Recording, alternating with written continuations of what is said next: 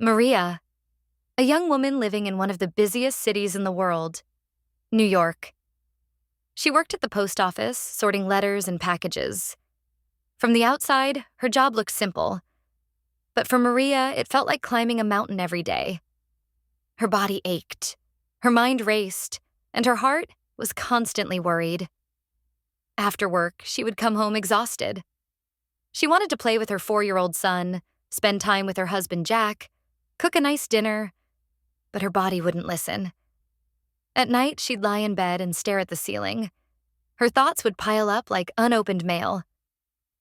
What if dinner isn't ready in time? What if my son gets sick?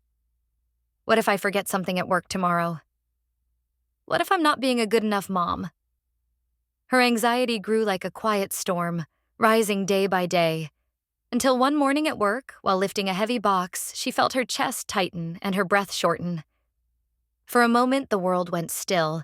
That was the first time Maria said to herself, "I think I need help." Shout! The quiet voice in the storm. Her husband Jack was a quiet man, patient and kind. Each evening, when Maria walked through the door with tired eyes, Jack would softly ask, "Another long day, huh?"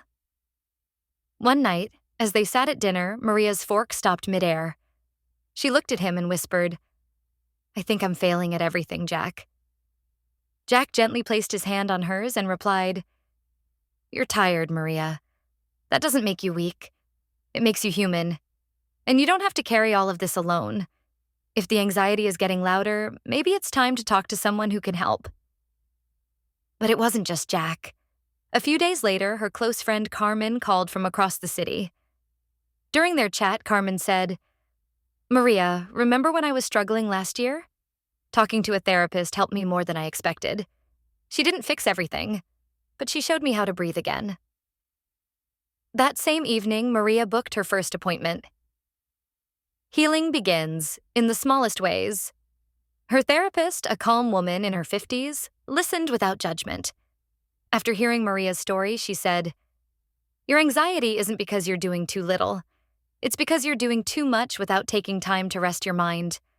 Let's open the window a little and let some fresh air in." And healing began. Not with pills, but with presence. 1. Herbal teas. The therapist suggested starting with something simple, a cup of herbal tea before bed. Maria began exploring calming herbs. Chamomile for calming her nerves, lemon verbena for deeper sleep, lemon balm to relax tense muscles, lavender with honey to quiet the restless heart. Borage and valerian root to soothe mental fatigue. Jack joined her too. Every night after their son went to sleep, they shared a quiet cup together. Over time, those few minutes became their peaceful ritual, a tiny island in the middle of a chaotic world. 2. Gentle meditations. Next came mindful breathing, just 5 minutes each morning before the day began. Maria sat still, closed her eyes, and breathed. She'd whisper to herself, "I am here, in this body, in this moment, not in tomorrow's worries." She downloaded a meditation app, but preferred simple audio recordings. Sometimes Jack joined her. They sat side by side in silence, just breathing. And afterward, smiled at each other, lighter than before. The quiet ending. Maria still works the same job, still cares for the same playful little boy, still lives in the same fast-paced city. But something has shifted. She's no longer fighting her anxiety.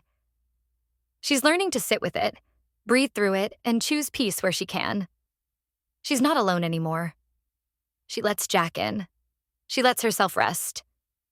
And most importantly, she has given herself permission to not be perfect.